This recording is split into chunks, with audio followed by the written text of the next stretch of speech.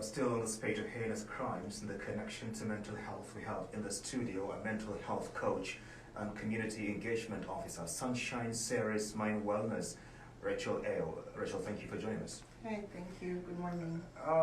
Let's hear from you. Can you give us an overview of what mental health does entail? Okay, so mental health is basically your emotional, psychological, and social well-being. It's a state of well-being where an individual can sort of, realize their abilities, can carry out tasks, you can cope with stress, and you can cope with other people.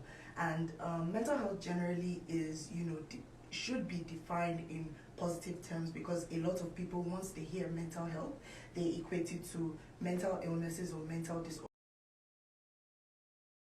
The most important thing is mental health is very fundamental to every single individual. So every individual has a mental health, and as they say, there is no health without mental health. So that's kind of what it encompasses. At what stage can we say one's mental health is threatened? Okay, so typically there are different determinants or factors that could affect someone's mental health. So we have social factors, we have biological factors, we have environmental factors, maybe things like violence and war. We could have social change, maybe someone has lost a family member. There are different ways that mental health could be affected. You could have gender-based violence or things like that happen in the society, and such things could reduce optimal mental health where an individual is struggling to cope in life. So yeah. Yeah, would it be safe to attribute some of the heinous crimes being experienced recently to breakdown of mental health? So, to an extent, one may say that. In law, when we look at crimes, we typically look at it on a case-to-case basis or case-by-case basis. So it's safe to say that sometimes, that could be a result. A lot of people who may commit heinous crimes may actually have been victims of some form of violence or the other that may have impeded on their mental health and reduced their optimal mental health. So sometimes yes, but we cannot give it like a blanket rule and say all heinous crimes or most of them are attributed to mental breakdown. But of course, the mental health of an individual plays a role in the actions that they carry out in this society or how they represent themselves in this society. What's usually the determining factor? How could it be ascertained whether an action committed by a person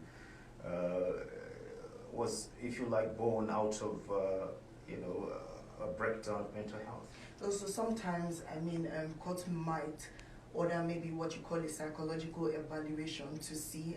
We don't just draw certain assumptions that because an individual is acting a certain way or has committed a particular crime, that there was obviously presence of mental breakdown. So sometimes a psychological evaluation might be ordered or carried out where the individual is sort of gone through a series of tests or examinations to find out, if indeed there has been any form of mental breakdown in their life, or if they have any struggles with, their ability to present themselves in the society in the best way.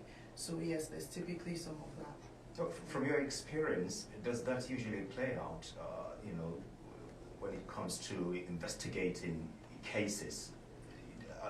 Are there facilities, say, in Nigeria, where these investigations can be adequately carried out? So I would say that, to an extent, but of course in Nigeria we lack quite a number of these facilities, and also I guess maybe the stigma that is attached also, to mental health in general, mental illnesses and disorders. But usually courts that have, competent jurisdiction, if the facilities are available, they will order such things.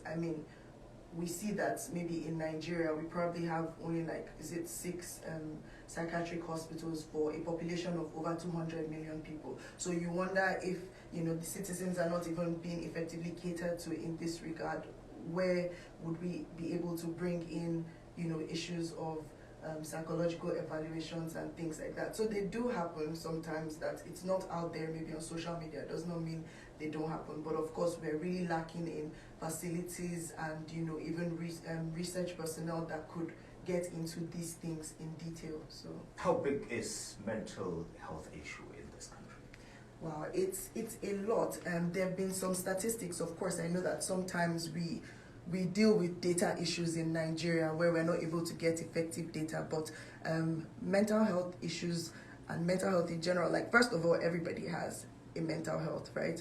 But you would find that some statistics even say that a lot of people in Nigeria, like about 30% of Nigerians actually struggle with mental illnesses or mental disorders or even mental health related challenges. But of course, the issue is a lot of us Nigerians are hesitant to speak up or seek help because of the stigma that is attached to it. So you find a lot of people, the average Nigerian might be dealing with a mental health issue. Affects us a whole lot. You said everyone has a mental health issue. No, everyone has a mental health. Like everyone has a mental health. Like we all have mental. The same way we have physical health, it's the same way we have mental health. So not everyone might have a mental health related challenge or a mental health or a mental illness or disorder, but everyone has a mental health. The same way we talk about our physical health when we have malaria or just our general physical health, we want to go to the gym to get fit or things like that. How can stigma, be removed from seeking help? Because a mention of psychiatry, for example, suggests usually to an ordinary person that one is mad.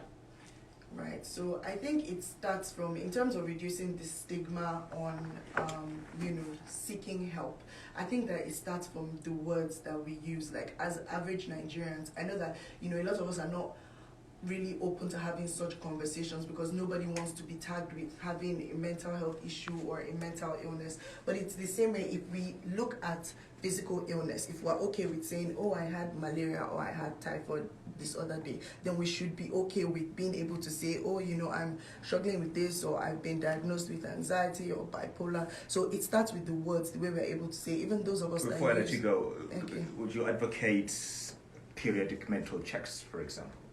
Yes, I mean, people can definitely, we have quite a number of organizations that do therapeutic services that, even help people out with checking their mental health status at different points in time. So yes, I would encourage that, as individuals, if you can get to those services, then by all means, yeah. Thank you for talking to us, Rachel. All right, thank you. That was a mental health coach and community engagement officer, Sunshine Series Mind Wellness, Rachel A. on mental health. The Nigerian Erosion Watershed Management Project